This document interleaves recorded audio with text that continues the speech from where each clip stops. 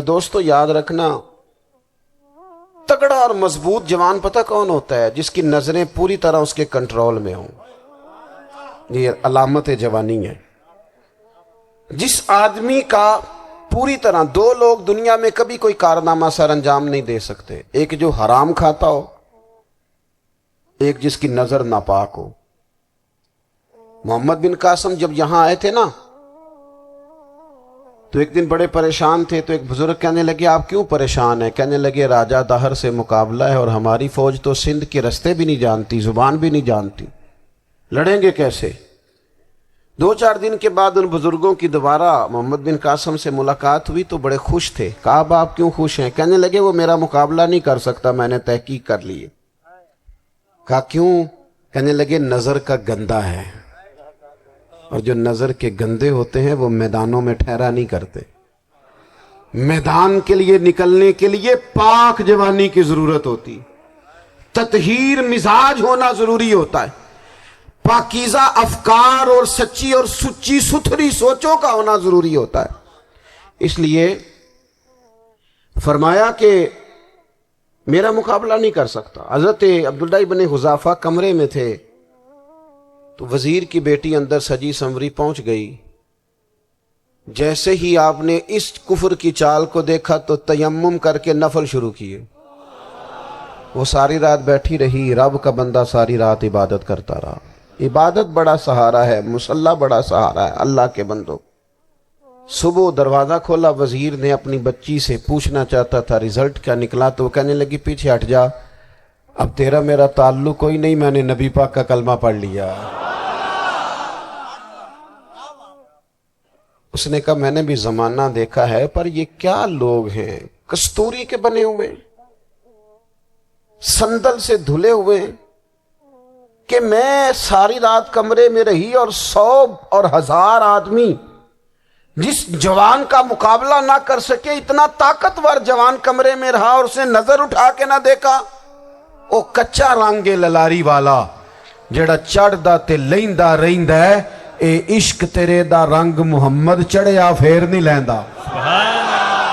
میں کہا ایک دفعہ نظر اٹھا کے نہیں دیکھا، کمال ہو گئی۔ اتنے بڑے لوگ، اتنی بڑی سعادت مندی، فیروز بختی، معاملہ فہمی حد ہو گئی۔ اللہ اکبر۔ دوستو بادشاہ جب پوری طرح ہار گیا نا، اس نے کہا مار دو۔ تیل گرم کیا ایک کڑاہی میں، اور جب آپ کو اس میں ڈالنے لگے تو آپ کی آنکھوں میں آنسو آ گئے۔ بادشاہ کا خیال ہوا شاید نرم ہو گئے ہیں، کہنے لگا روئے کیوں؟ فرمانے لگے سوچتا ہوں جان ہی ایک ہے، کتنا مزہ ہے اس کی راہ میں جان دینے کا، کتنی لذت ہے اس کے نام پر مرنے میں، کتنا لطف ہے۔ جے تو چڑھیا اتے دار بھی نہیں، تے جے تو وکیا عشق بازار بھی نہیں، تے ایڈا سستا سودا پیار بھی نہیں، تے ایڈا سستا لبدا یار بھی نہیں۔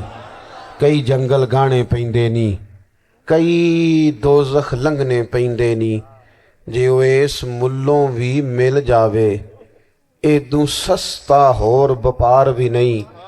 تے کچھ سمجھ نہ آوے لوکانوں وہ کادے نال شہید کرے، ڈٹھی یار دے ہاتھ تلوار بھی نہیں، پر او دا خالی جاندہ وار بھی نہیں۔ کہنے لگے ایک جان ہے نا، تو دل کرتا ہے ہزاروں ہوتی تو ایک ایک کر کے محبوب کے نام پہ قربان کرتا، جب میرے پاس ہے ہی ایک، کروں کیا؟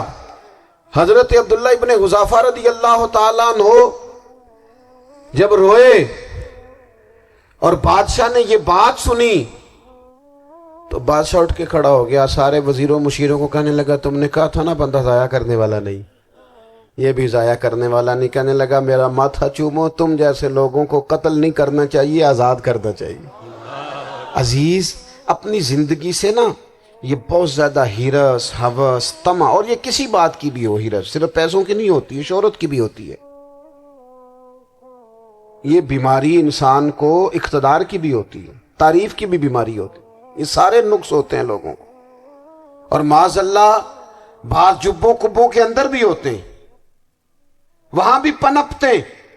اپنی زندگی جب تک اس سادگی میں نہیں لاؤ گے جو رسول پاک نے عطا فرمائی ہے، جب لوگ آسانیوں میں پوری طرح الجھ گئے تو پھر وہ دور ہوئے اور کفر چڑھ گیا۔ دوسری بات، اللہ کے محبوب صلی اللہ تعالی علیہ وسلم کی محبت ہم سے تقاضا کرتی ہے کہ ہم اس مشن کے لیے کام کریں جس مشن کے لیے رسول پاک نے کام فرمایا ہے۔ ہم سارے کام بڑے مضبوطی سے، سوچ سمجھ کے، تدبر سے، حکمت سے، تقاضوں کو مد نظر رکھتے ہوئے کرتے ہیں۔ سارے کام، دین کے کام میں ہمارا مزاج نہیں ہوتا۔ او ہو جائے گا جی، آپ بسم اللہ پڑھیں جی، شروع کریں جی۔ آپ تقاضوں کو سمجھیں، چیزوں کو دبائیں نہیں، چیزوں پر غور کریں۔ کسی کے ذہن کی سطح پر سوال ابھرتا ہے، اس کا تسلی بخش جواب دیں۔ اپنی زندگی میں دین کے کام کے لیے اپنے آپ کو وقف کریں، اور دین کے کام کے بہت سارے پہلو ہیں۔ ہزاروں لوگوں کو قرآن پاک ٹھیک پڑھنا نہیں آتا، ہزارہا لوگ ہیں جو قرآن مجید کے مطالب سے آگاہ نہیں ہیں، دین کی بنیادی ضروریات سے لوگ نابلد ہیں۔ میں آپ کو کس طرح یہ بات سمجھاؤں کہ ہزاروں کی تعداد میں طلاقیں اس لیے ہوتی ہیں کہ مردوں کو طلاق کے مسئلے نہیں آتے، انہیں پتہ نہیں ہے کہ مجھے حقوق زوجین کے معاملے میں کیسے چلنا ہے۔ ڈھیر سارے گھروں میں تباہی اس لیے ہے کہ تربیت اولاد کا دینی منہج ہمیں نہیں پتا۔ اپنا حصہ ملائیں دین کے کام میں۔ ایک آدمی کو اگر تو نمازی کرنے میں کامیاب ہو گیا، تیری زندگی بدل گئی۔ وہ دین بیزار لوگ جو ہمارے بیچ بیٹھ کے ہماری نوجوان نسل کو پگڑی اور داڑھی کا نام لے کے بنیادی طور پر دین سے دور کرتے، ایسے نوجوانوں کو دین کا پیغام محبت دے کر دین کے قریب کرنا ہماری ڈیوٹیوں کا حصہ ہے۔ ہمیں ذمہ داری کا احساس کرنا پڑے گا، ہمیں یہ خاص قدم اٹھانا پڑے گا، توجہ دینی پڑے گی۔ مساجد، مدارس، میں آپ سے عرض کروں، اتنی ڈٹ کے مخالفت ہوتی ہے نا مدرسوں کی، اتنی ڈٹ کے۔